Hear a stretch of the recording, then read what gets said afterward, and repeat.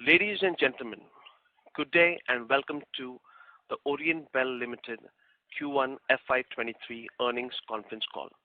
As a reminder, all participant lines will be in the listen-only mode, and there will be an opportunity for you to ask questions after the presentation concludes. Should you need assistance during the conference call, please signal an operator by pressing star then zero on your touch-tone phone. Please note that this conference is being recorded. I now hand the conference over to Mr. Smith Shah from Pareto Capital. Thank you, and over to you. Thanks, Ranju. Good afternoon, everyone. This is Smith Shah from Pareto Capital. We represent investor relations for Orient Bell. On behalf of Orient Bell, I welcome you all to our Q1 FY23 earnings conference call. I have with me from the management Mr. Aditya Gupta, Chief Executive Officer, Mr. Himanshu Jindal, Chief Financial Officer. We will have a brief opening remark from the management, followed by a Q&A session. Please note that certain statements made during this call may be forward-looking in nature. Such forward-looking statements are subject to certain risks and uncertainties. Orient Bell Limited will not be in a way responsible for any actions taken based on such statements and undertake no obligation to publicly update these forward-looking statements. I would now like to hand the call to Mr. Gupta for his opening remarks. Over to you, sir. Thank you. Good afternoon, ladies and gentlemen. Welcome to our Q1 FY23 earnings conference call. Given the low base last year-on-year comparison is not relevant. Moreover, Q1 is historically a weaker quarter in the industry. However, we have beaten the best Q1 top line in pre-COVID years by 27%. We are happy to have successfully navigated the uncertainties and volatility around input cost and demand. The tight focus on product mix and input costs have helped us post our 9.5% EBITDA, which is better than FY22, while simultaneously maintaining our discipline on trade receivables. During Q1, we witnessed healthy traction, especially on the project front, both in terms of actual offtake and build-up of new order pipelines. We have retained a strong focus on our own manufacturing and higher value, more profitable products.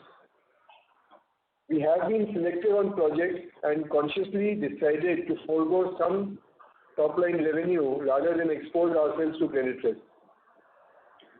We implemented a 15% price increase in own manufacturing in end April.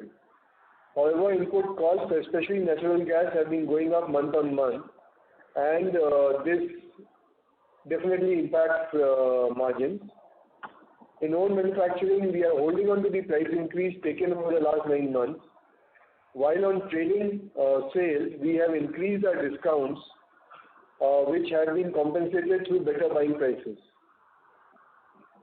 While Himanshu will share more details around the financial performance of the quarter, let me briefly give you some quick pointers on our key operational indicators. On the people front, we have added new positions to support sales and manufacturing. Net addition of 20 people was done in this quarter, and our tooth to tail ratio has improved to 2.35 from 2.3 last year.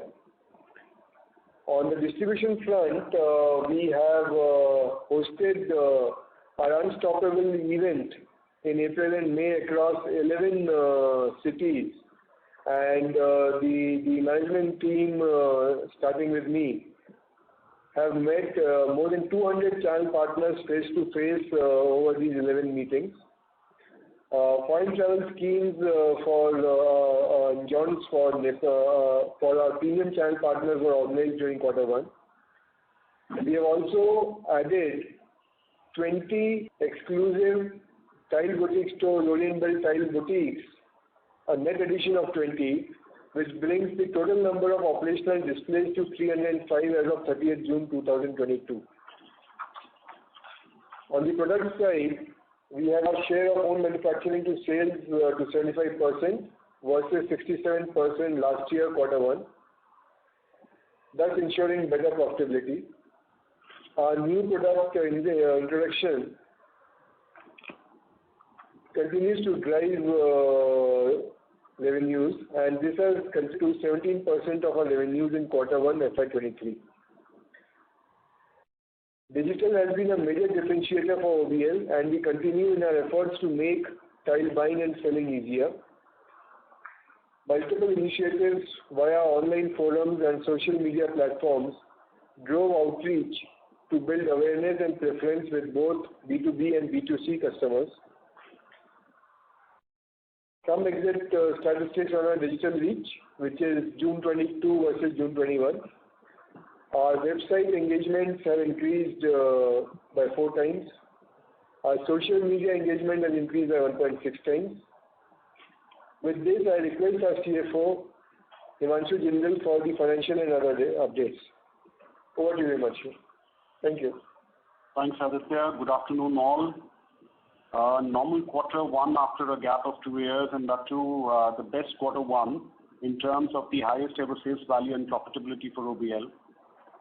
Like Aditya mentioned, relative comparison, at least on revenue and profitability with last year, is not too relevant. Comparing Q1 FY20, which was the first, or let me say the last normalized quarter, that baseline, I think we finally achieved what we finally achieved in the last quarter. On revenues, we were 27% up. On a volumes basis, 6%, and the ASPs were higher by 20%. Costs continue to be a key watch. We did get impacted by steep inflation in energy and other input costs, but we were still able to mitigate part of this via the strategic interjections that we had introduced last year itself. So we further optimized our consumption KPIs and implemented more economical alternative sourcing options, especially for power and fuel. Again, on a relative basis, savings from these interjections on a YOY basis look steep because of the low production base last year, but on a more comparable and like-for-like basis, we did save approximately 1.8% in production costs sequentially versus the last quarter, which is Q4. EBITDA expanded.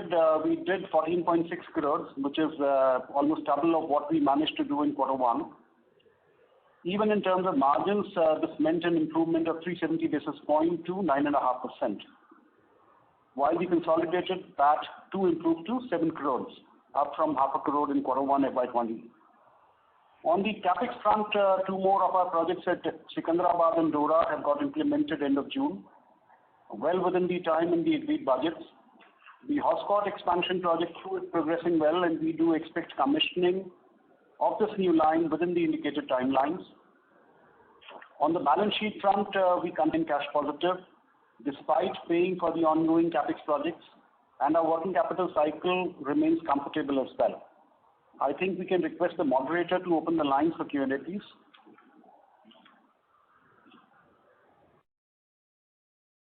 Thank you. We will now begin the question and answer session. Anyone who wishes to ask a question may press star and 1 on their touch-tone telephone. If you wish to remove yourself from the question queue, you may press star and 2. Participants are requested to use handsets while asking a question. Ladies and gentlemen, we will wait for a moment while the question queue assembles.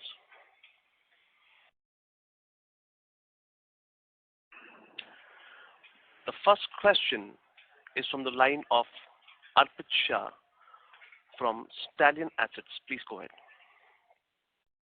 Yeah, hi Himanshu, hi Aditya. Hi Arpit.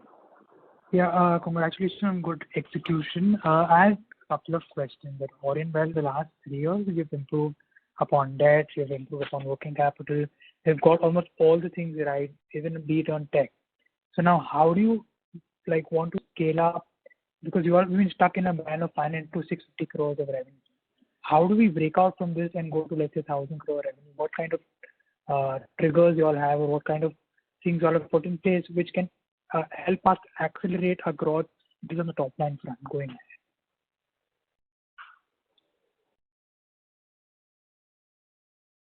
Hi Arpit, Aditya here. Yeah. Thanks for a great question. I think the way to get to 1,000 crores for us involves a few initiatives. First, which you already spoken about, was to get our house in order, which is in terms of our product mix, our execution abilities, getting our receivables and profitability in shape and all. This is something which we have been putting out good results quarter on quarter and kind of improving with every reporting period. Now going forward, I think we have also started a capex cycle as Himanshu spoke about. For the last 2 years, we have been adding to our capacity. We would have added close to 5 million square meters, or will add close to 5 million square meters, say, over the last 2 years. So that is something which is ongoing, and we are also actively looking at other capacity expansion possibilities. How we want to place ourselves in the market, I would say that we are clear that we are late starters. There is a big gap between us and some of the market leaders, and we have to do things a lot differently to be able to bridge this gap. And as I've spoken in the past, the biggest thing which differentiates us is a very strong focus on digital and our vision of making tile buying and selling easy. And we continue to see a lot of traction on this. I talked about the 200 plus channel partners we met face to face across 11 cities in the month of April and May. And the feedback that we are getting from them very consistently is that our efforts on digital, our efforts on digital advertising and the tools that we have put out there are making life easier and simpler for our channel partners. So through over the next few years, we have to expand manufacturing capacity. We are working on expanding our distribution and display footprints, and as you have seen, strengthening our ground sales team in numbers and quality to get to that figure. Got it. So technology is one of our biggest trends. That is what you have been highlighting out. So let's say today someone else or some other leader wants to build out a technology for themselves. How much time would they take to actually take in to build that? Because you always spend close to 2 to 3 years building out the tech, building out the digital capability. How much time would it, let's say, for another company take to build that, and what kind of moats you all have built around it? So thanks, Arpit. I think the technology is, I would say, easier to build. Yes, so it has taken us 2 years. Somebody starts today. When we started building this whole thing up, there was nobody within the tile industry that we could look up to and learn from. Somebody starts today, I'm sure they would be able to do it in a lesser time period. That's technology part. But I believe that much more than technology is the anthropology which is critical here. By anthropology, I mean that it is easy to have technology there, to have the tools there, but it is extremely difficult to convince your internal teams and the channel partners to use it. That's what I call the anthropology part. And I think that is tough because, and that is the real moat, I would say, because for somebody who is being born and brought up and has seen success in the traditional way of doing things, for that leadership to be convinced that they should try something different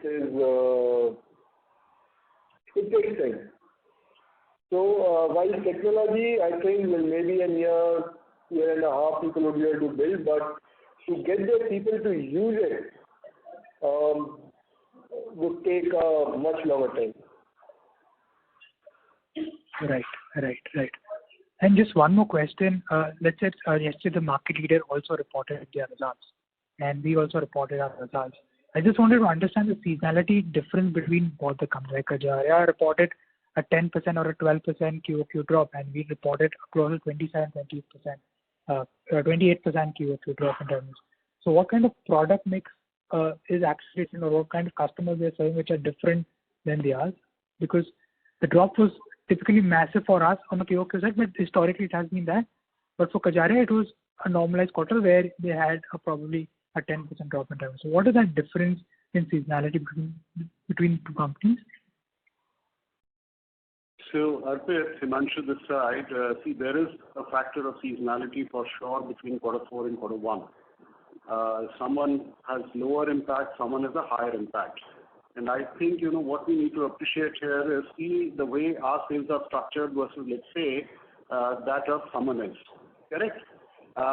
In our case, very clearly, as we have mentioned in the past also, our project sales are a little higher than what others have, right?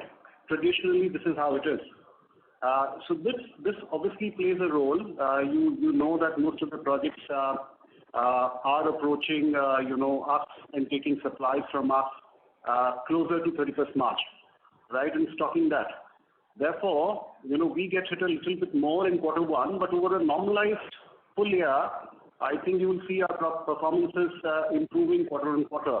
Every single quarter is different for us. We tend to do better in quarter 3, quarter 4. This has been historical. Okay.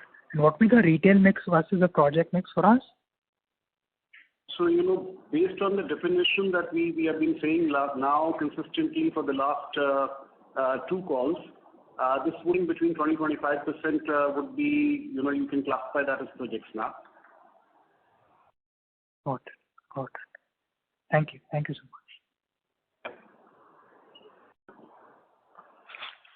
Thank you. Next question is from the line of Rajesh Kumar Ravi from HDFC Securities. Please go ahead. Yeah, hi. Good evening.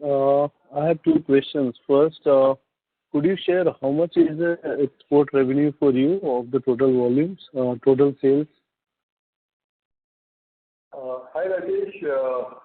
So you are asking about the percentage of export revenues, correct? Yeah, in your revenue mix, how much is exports this quarter 1 and for FY22? Insignificant, Rajesh. Wouldn't even be 0.5%. Oh, okay. So you're mostly a domestic-based player, right? Yeah, we are totally domestic. Great. My second question pertains to the gas prices. You have mentioned in the presentation that, your north plant, Secunderabad, I believe you have written that the gas prices have shot up sequentially by more than 100% in Q1.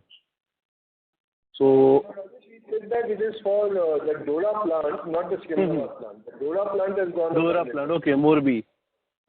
No, not Morbi. This is near Baroda in district Bharuch. Okay. So, just wanting to understand what is happening on the gas front. How much was your actual impact on the gas prices in Q1, and what is the situation in Q2? Okay, see, in our case, like we've always mentioned, there are 3 plants of our own. Yeah, there are 2 JVs based out of Morbi. So Morbi is something that you all are aware of. The price is around 68. Yeah. In our own plants, obviously one is at Secunderabad, which is in UP, yeah, next to Noida. The other is, like Aditya mentioned, based out of Dora, yeah, next to Baroda. And finally, there is a 3rd plant next to Bangalore, Oscott. There are different pricing agreements there, different kind of contracts, all via GAIL, yeah.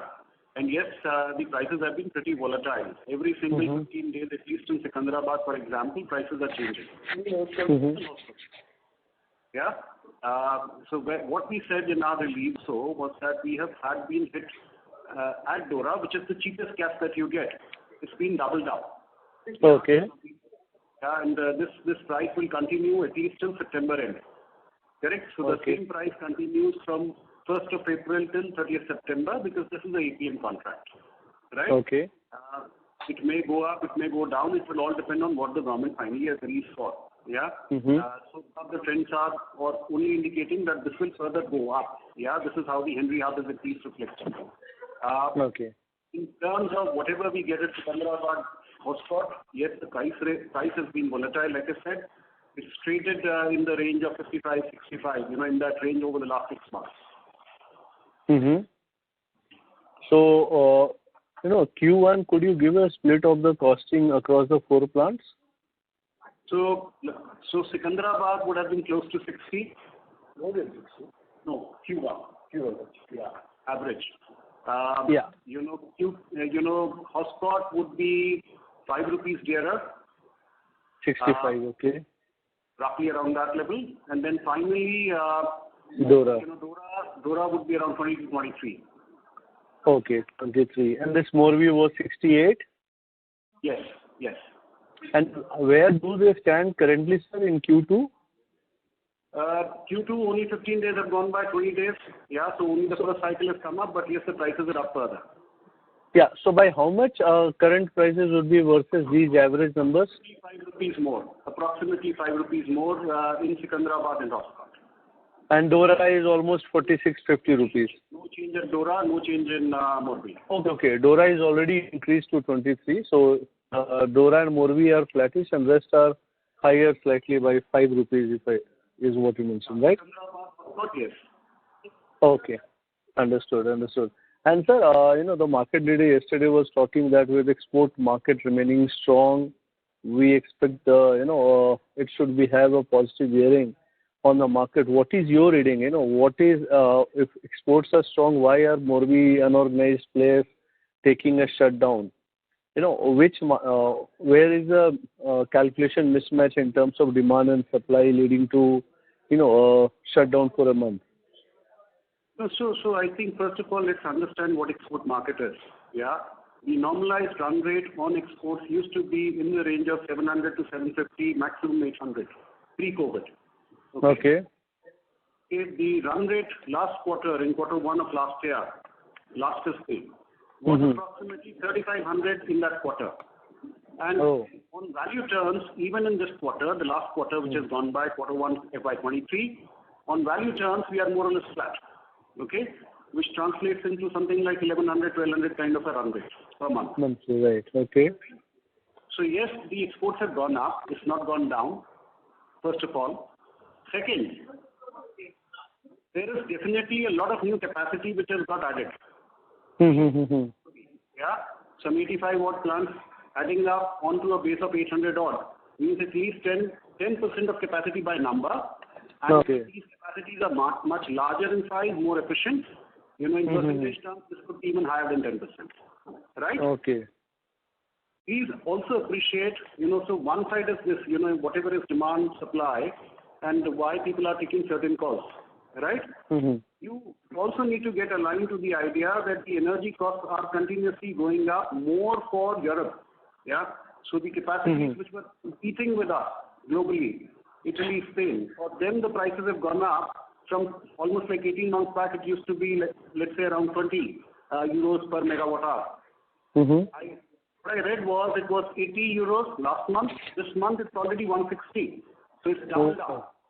So that means that these guys are obviously facing heat on inflation much more than the people on shore here in Morbi.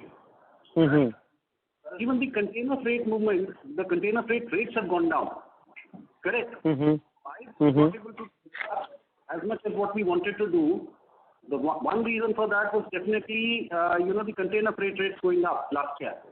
Just coming with the energy cost going up in Europe, there is a favorable impact which will come in definitely this year. Yeah. So how soon we need to see. I think what Morbi is doing in a way, because you also need to appreciate that they took a similar shutdown last year. Correct. Right? And then there was stability, the prices went up because of the cost going up, etc., etc. To learn from their experience, they're only trying to see if it works now as well. Knowing that there is new capacity already, knowing that, they will be in a much better bargaining position with the customers and the vendors, I think it's good for them. If they have decided this, it's all the better for us as organized players. No? Correct. Agree. So what I take it from your country is that the export market remains at similar levels, buoyant level of last year, same quarter, 3,300, 3,500 crore types. Benefits of the Europe surge in the gas prices in Europe is not yet reflected in current quarter sales, but in subsequent quarters, Indian Morbi players should benefit from this arbitrage. Is that understanding correct? Yes, absolutely. Rajesh, Great. I'll just add one more thing. Uh-huh. When we say that the exports are flat, we are talking in value terms. But understand that there has been a steep increase in per square meter prices in the last 12 months, even in Morbi. Correct. So if you factor that out in volume terms, you could easily say that the exports are 10 to 20% lower in volume. Lower, right. Correct, sir. That has a direct impact on the number of units which can stay up and running. Agree. And that is an incremental supplies of more than 10% is adding to the near-term supply imbalance, and hence this 1 month shutdown would try to balance it out. Absolutely. The extra capacity of the 10% coming in, the volumes on export going down by 10%. You're really talking about 20% gap in supply and demand. Gap in supply. Cool. Great, sir, and thank you. All the best. And your capacity now is around 35 MSM? It's around 32. Plus, there is, like we always say, there is a possibility to sell more via outsourcing, right? So we converted our Dora line from ceramic to vitrified. So we are saying that approximately 1.2 more we can add easily out of outsourcing. Okay. Great, sir. Thank you. All the best, sir. Thank you. Thank you. Next question is from the line of Achal Lohade from JM Financials. Please go ahead. Yeah, good afternoon, everyone. Thank you for the opportunity. Congratulations for good set of numbers. What I wanted to check was, if you look at the volume growth, which is about 1% on a 3-year CAGR, and I'm sure we have gained market share. So how do we look at the domestic industry? Is the domestic industry seeing a declining volumes, or it's kind of flattish? How do we look at this? Hi, Achal. Afternoon. I think so last year was a great year in terms of, I'm talking about FY22, volumes and everything kind of moved up. Quarter 1 also has been up, but there are also, some negative signals and some missing in the market. One of the things you're talking about, what Rajesh was questioning in terms of why Morbi has taken all these shutdowns. And so I see that with all this inflation happening, things becoming costlier, there's possibly going to be an impact on volumes, but it's wait and watch. How much of this impact on volume, negative impact on volumes is getting covered with Morbi actually shutting down and all, time will tell. But from our perspective, we are kind of cautiously optimistic for the future. I think it's a great time to be an organized tile industry. And after many years, in terms of our cost base, in terms of compliance, requirements and all, we are quite competitive with Morbi. Understood. And just one more question, how easy or difficult is to outsource, A, in terms of the availability of capacity, B, in terms of the quality of the supply, and C, the pricing? So Achal, it is quite easy. We maintain a large team in Morbi, which not just a sourcing team, but also a very strong quality team, which ensures that every time we get a vendor and every time a batch is made, the quality check is done by OBL employees before it is packed and shipped out to the market. So getting in, also we also enjoy extremely great reputation in Morbi in terms of paying on time, in terms of never ever having had a dispute with any vendor in Morbi over the last 10-15 years. So it is not a problem at all, and in the last 2-3 months it has been more a buyer's market in Morbi than a seller's market. So from that perspective, we walk into any vendor with a requirement, we are welcomed with open arms. So not really an issue. It is an issue for some players which have had kind of patchy histories in terms of paying up on time and disputes and all, but for Orient Bell, it's very, very smooth. Got it. And just a small follow-up on that. What is the lead lag with respect to how soon does the capacity become available? Let's say you have a demand for let's say 10,000 boxes. How easy is to add this vendor? Does it take a couple of days, a week, or 15 days, or anything? If you could clarify. I think I would say so. Broadly, I would say it would be a couple of weeks and all, because it would mean some kind of a new design creation, you are matching a style to an existing design and all, some developmental work and all. So it could be, I would say, maybe from, if it's a new design I'm talking, it would be from say 7 days to maximum 20 days. Got it. This is super helpful. I wish you all the best. Thank you so much. Thanks, Ajay. Thank you. The next question is from the line of Naisar Parikh from Native Capital. Please go ahead. Yeah, hi. Thank you for taking my question. Just on the Morbi plant, just want to clarify. So even our JV plant there will be shut down for a month, and does that impact? Should we assume that impact to our sales because 25% comes from there? So Good. So Naisar, our plants are going to work. Okay, there is no impact to the JV operations. And also with our trading counterparties, we have sufficient stock, so that should not be a problem. Got it. And on the Dora gas prices, you mentioned they'll continue to increase. So what is the main reason for that increase? Like, is that the lower prices, the incentives we had, is it going to go away? So should we assume it'll come at par with, in the 65 range going in the near term? Naisar, your line is not clear. Haven't understood the question. Can you please repeat? Yeah, sure. Sorry. My question was on the Dora gas prices. Should we assume that the lower prices benefit that we have will go away in the near term and it will come to the 60-65 range in par with other plants?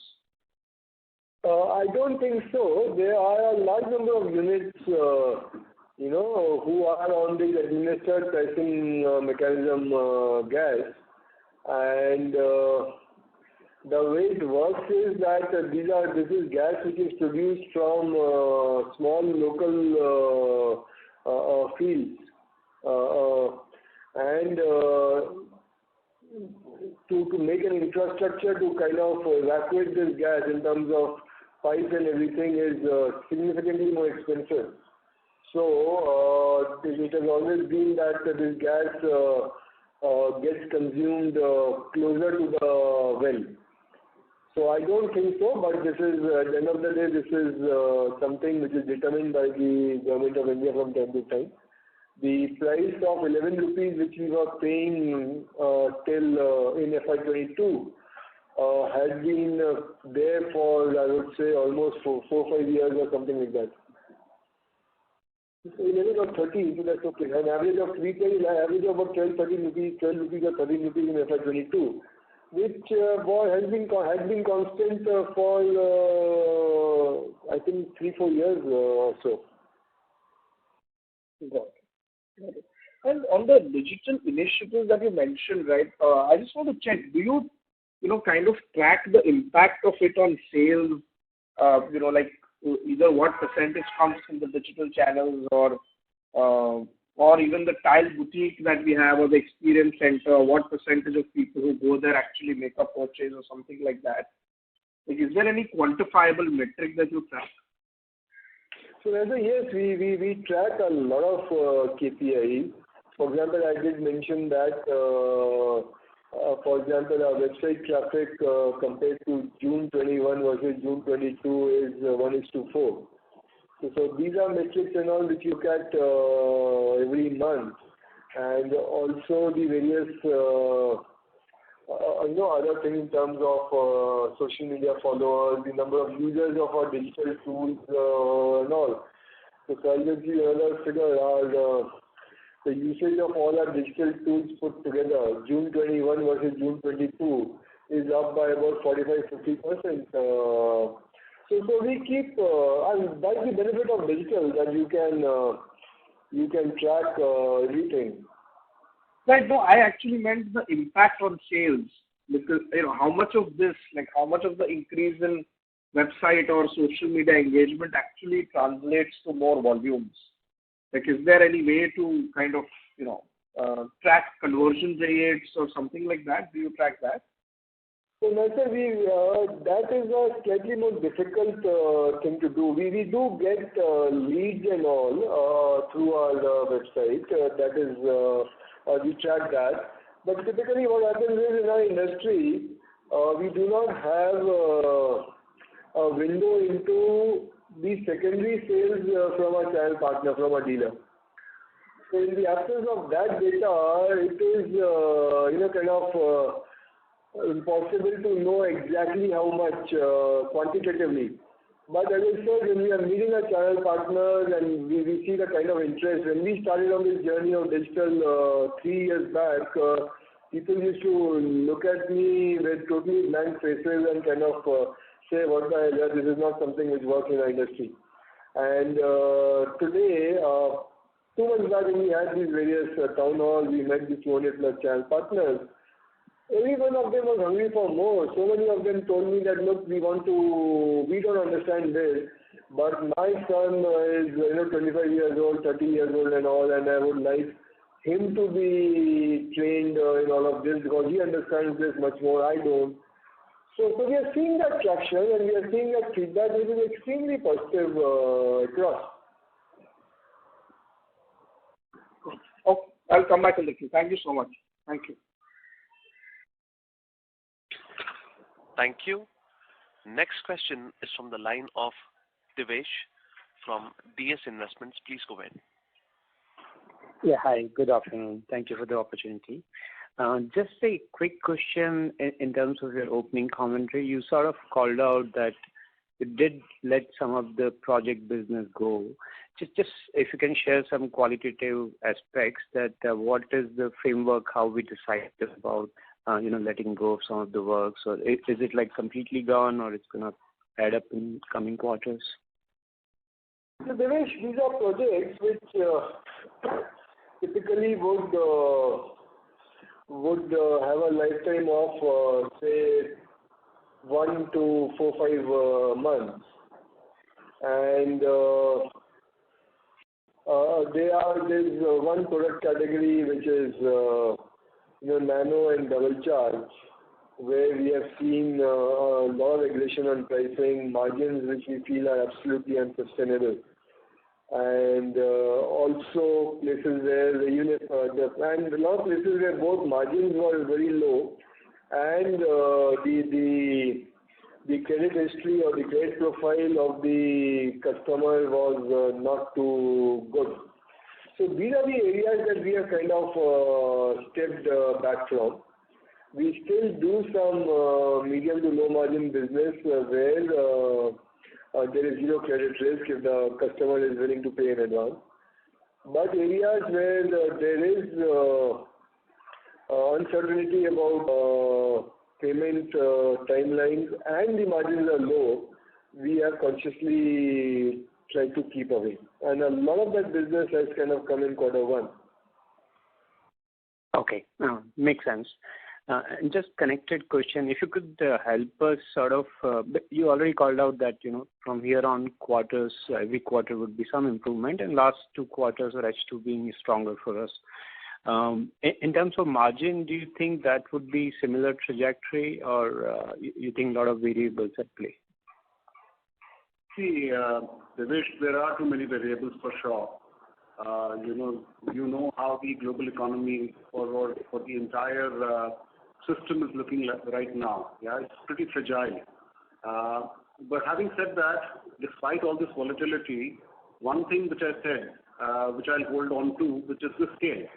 As traditionally all our other quarters have been pretty strong. Quarter 3 stronger than quarter 2.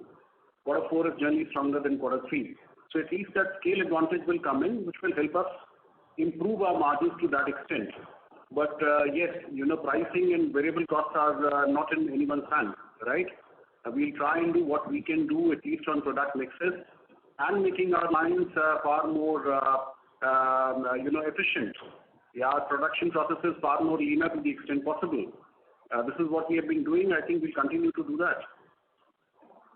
Okay, sounds good. Thank you. Thank you for the answers.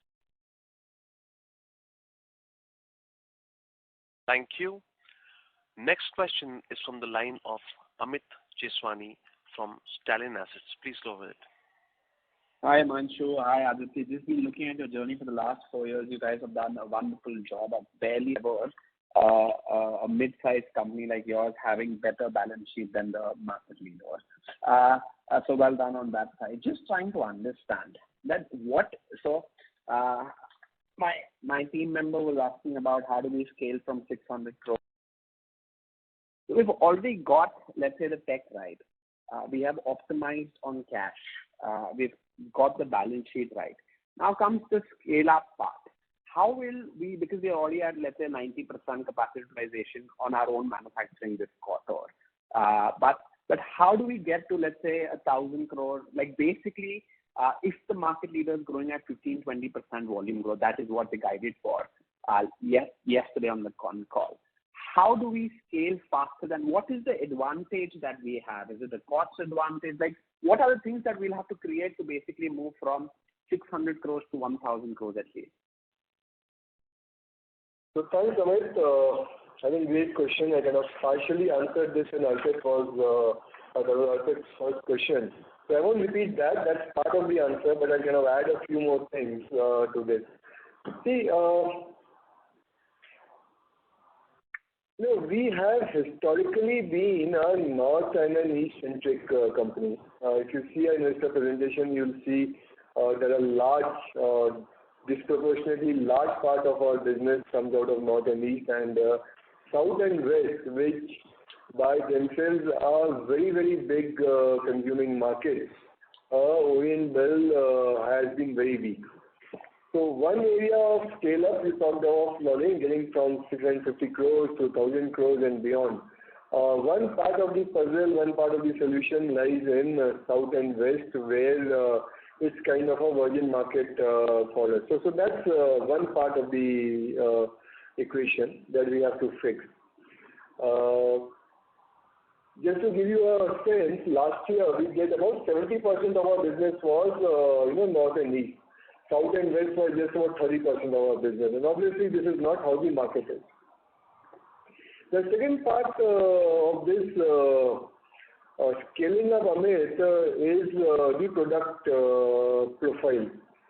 We have about 60% ceramics, 40% vitrified.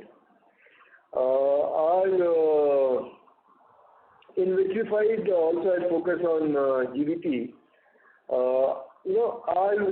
The larger companies that you are talking of, the ratio would be reversed. They would be maybe 60% of vitrified and 40% of GVT. 40% of ceramics. So this is another big opportunity, big growth area for us.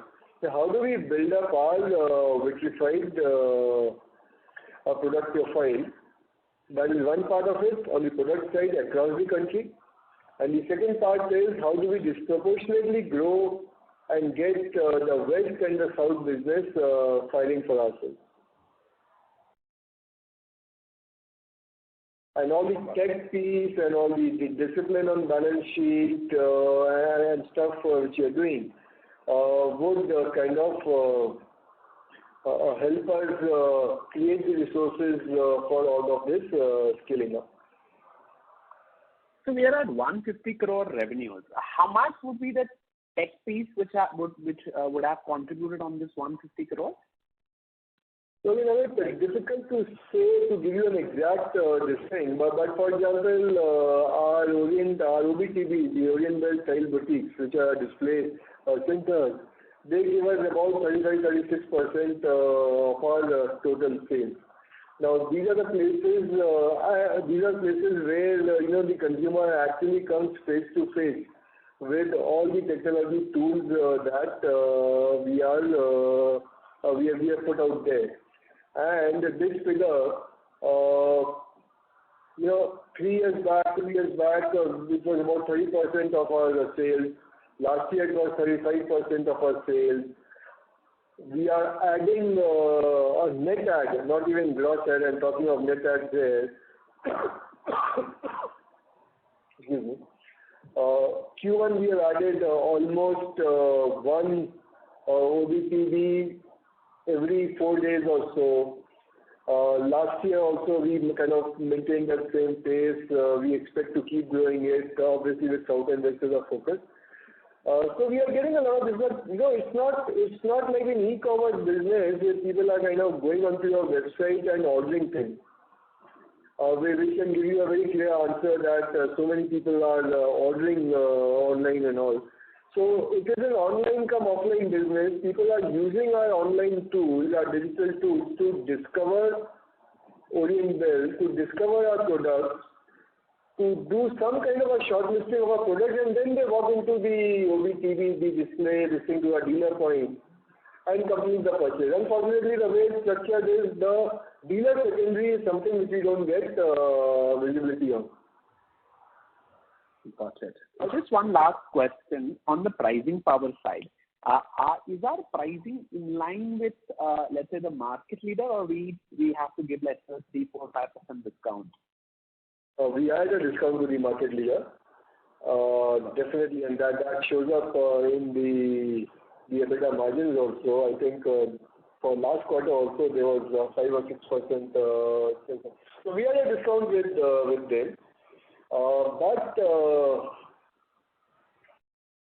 I would say that except the market leader, we would be almost at par with every other player on pricing.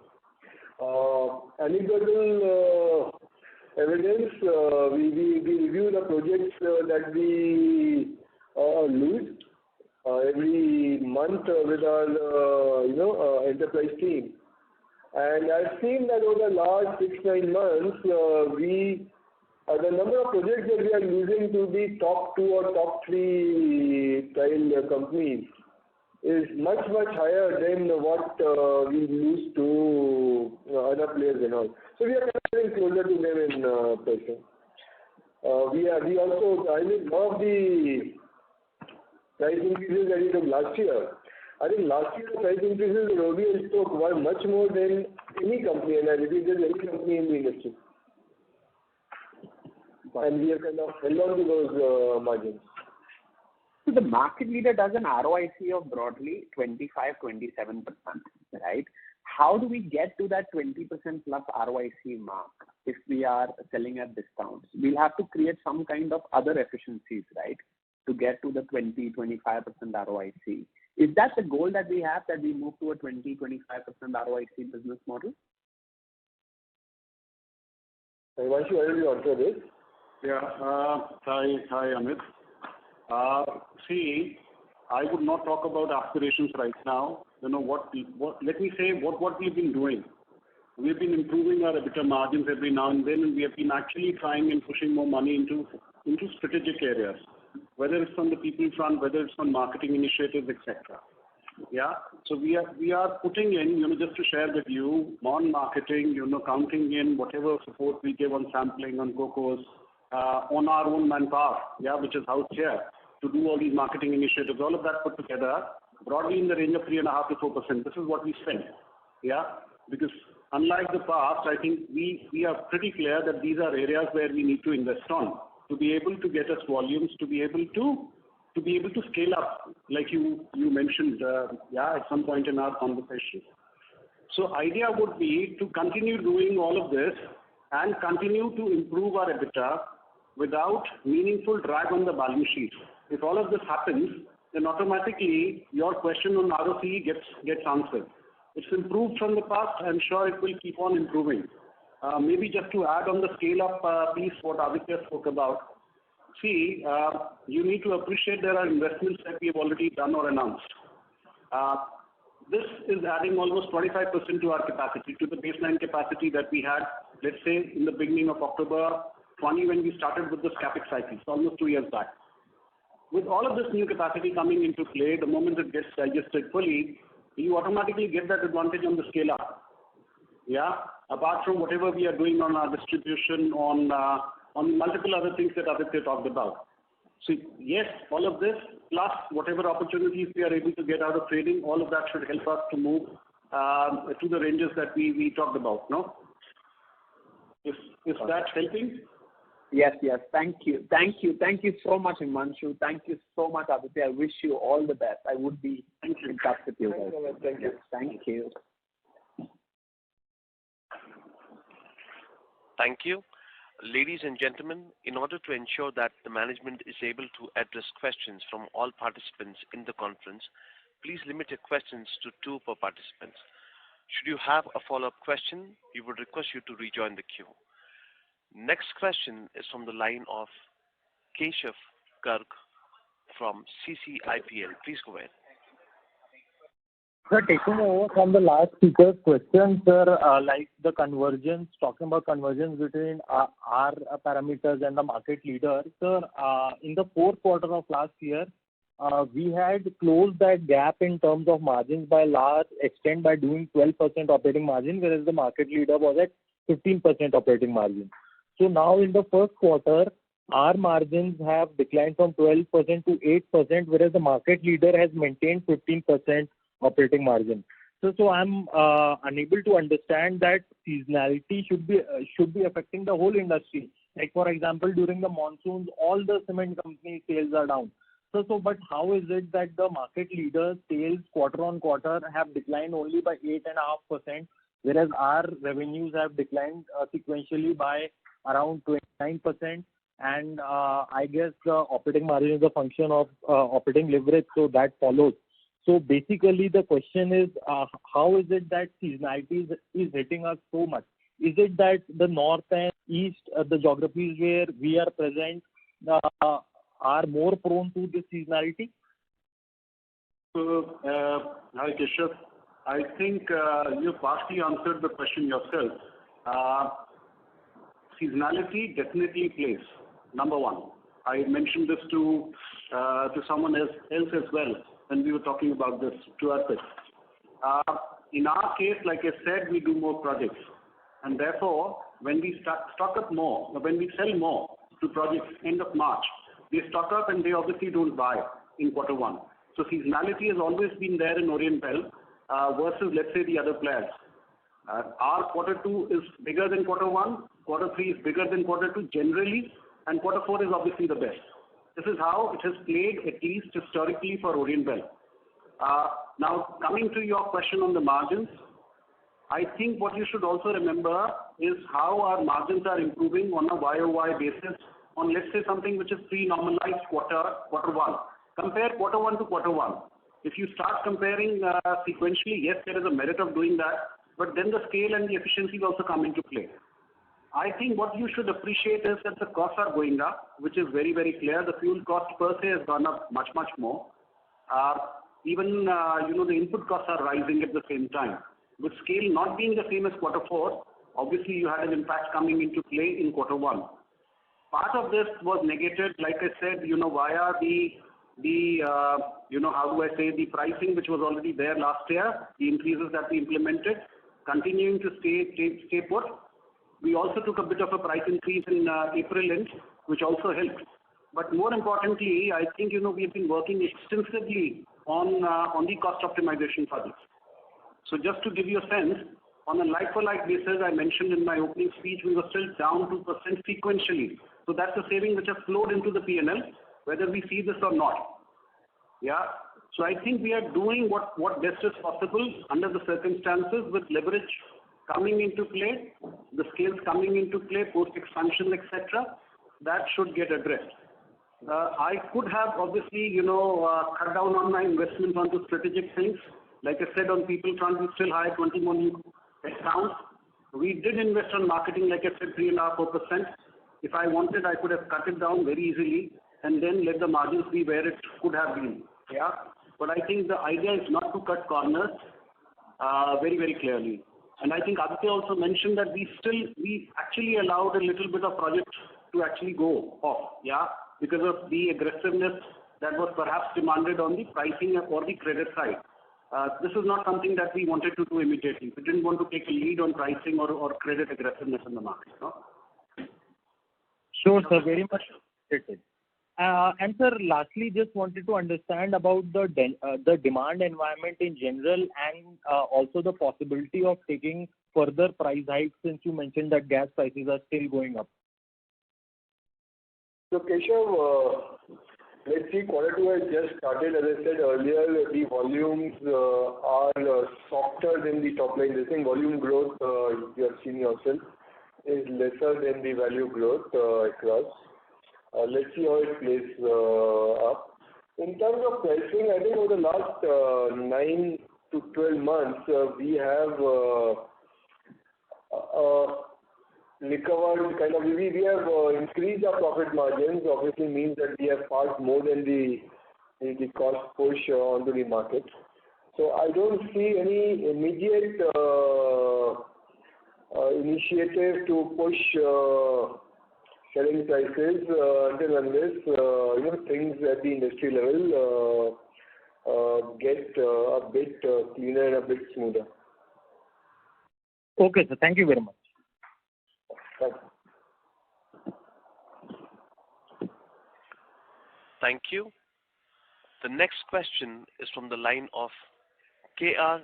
Senthilnathan from NAFA AMC. Please go ahead, sir. Thank you, sir. Thank you for the opportunity. Most of my questions are already answered. So just want to know how much is our percentage in terms of north and east and south and west on overall revenue in Q1 vis-a-vis last quarter? Just a second. I think it is 70 is north and east, and for the first half, 70 is north and east, and 30 is the south and west. And vis-a-vis last quarter, sir? So what was the same, or quarter was also the same. Okay, sir. Thank you.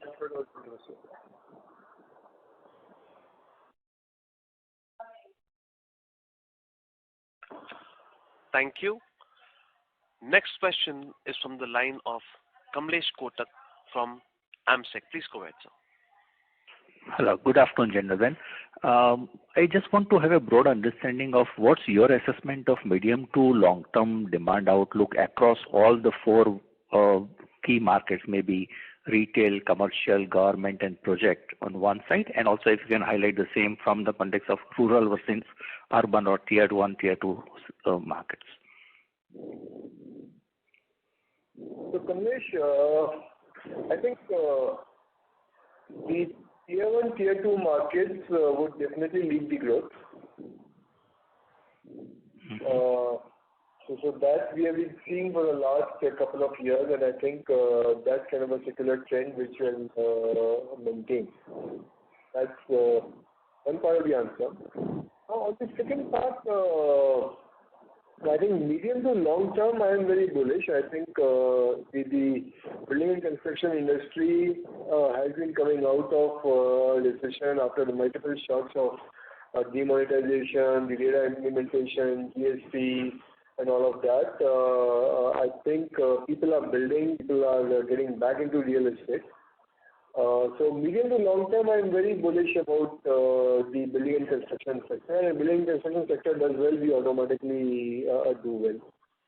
There is a short-term worry in terms of how inflation is panning out, in terms of cost, construction costs, which involve not just us, but steel, cement, and etc. and all. So there might be some bits on 1 or 2 quarters here and there, but long term, I'm very positive. And sir, can you dissect it further from the residential, commercial, government, and project point of view, and which are the pockets which are leading a laggard, which you may see? So I think the government has been building quite aggressively, and my sense is that the government and the private servicing would lead the growth. Not much of figures are available on this kind of a breakdown on demand. But my sense is that private residential and the government project business would continue to do well. Mm-hmm. Okay. And just one more bit of understanding. You said 70-30 is between Northeast and Southwest is the revenue mix. How is our distribution mapped across these regions?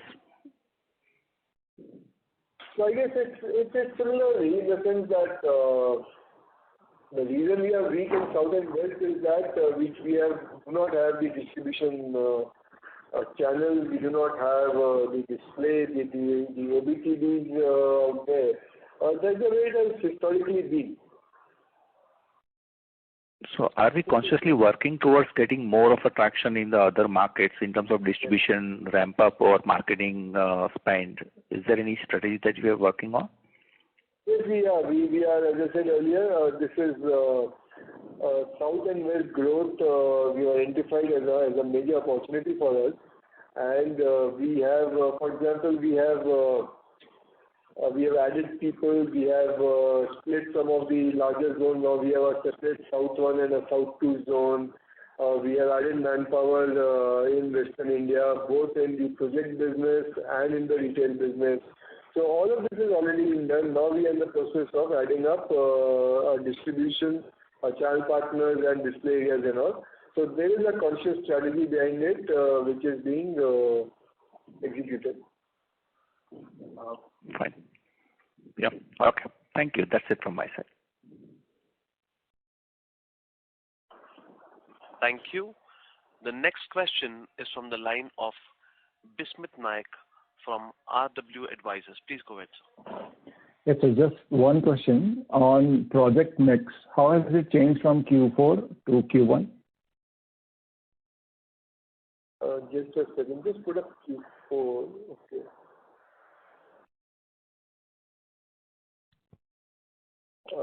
One second.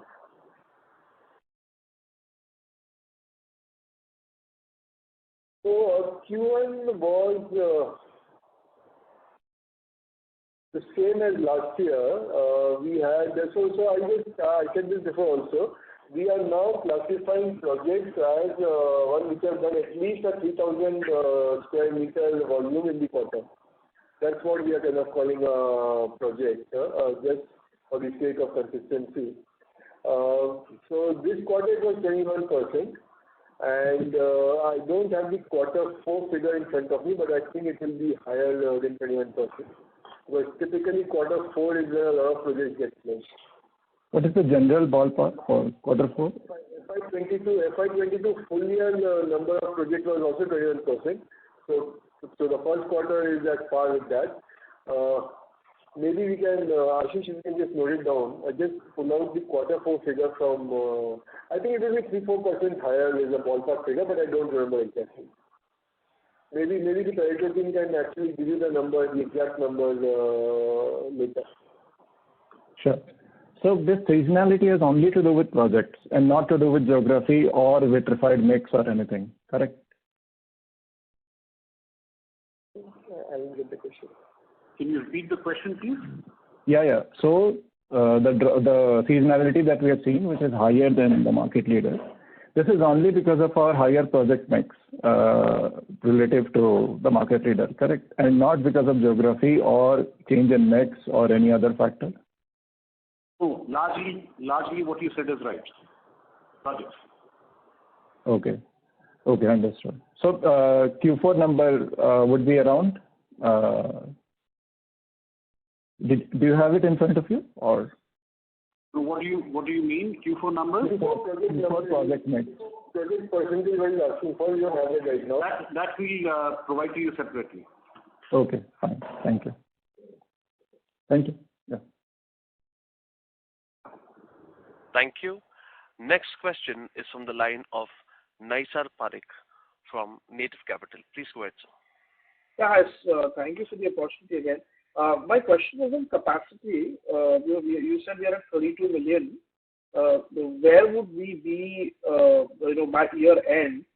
And, given that we are already at 90% utilization and that we are bullish in the demand, what is the plan, after that, if you could just highlight that? Nice, sir. Like we shared, our capacity, there are two plants which have gone live, in terms of the CapEx which has gone live on the 28th of June, right? So if, so the last quarter capacity utilization of 90% does not include the new capacities which have come up already, yeah? So that should give us a kicker already now in quarter 2, quarter 3. More importantly, the hotspot project which is going on right now should close sometime in quarter 2, quarter 3. It's on track. By the end of the year, we should be close to, let's say 33.8 or something. Plus, like I said, there is already a kicker available in terms of the incremental volume potential by outsourcing some of our low value, low margin products to Morbi.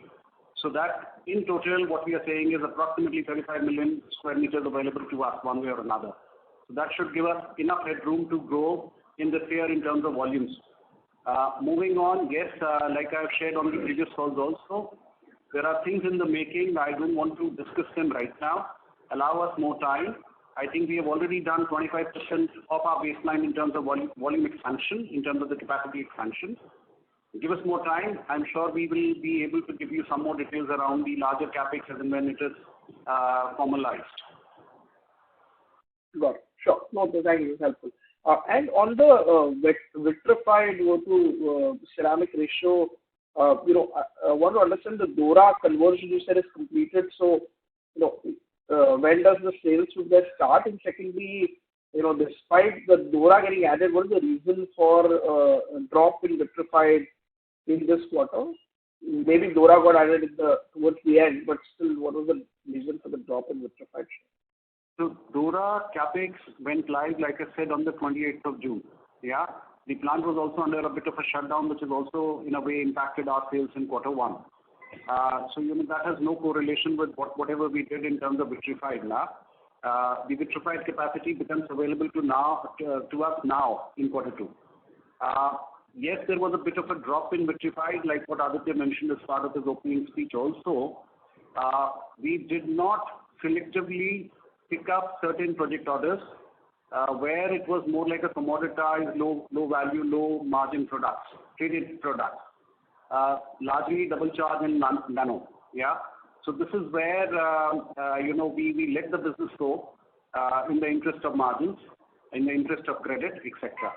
Yeah, this is why you're seeing a slight drop, let me say, in terms of the vitrified versus ceramic. Correct? Got it. Okay, got it.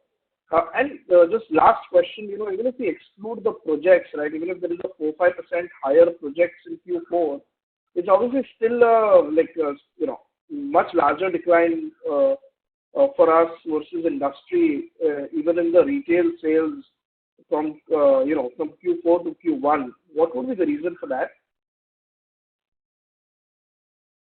Yes, I thought we already answered that. We already spoke about that.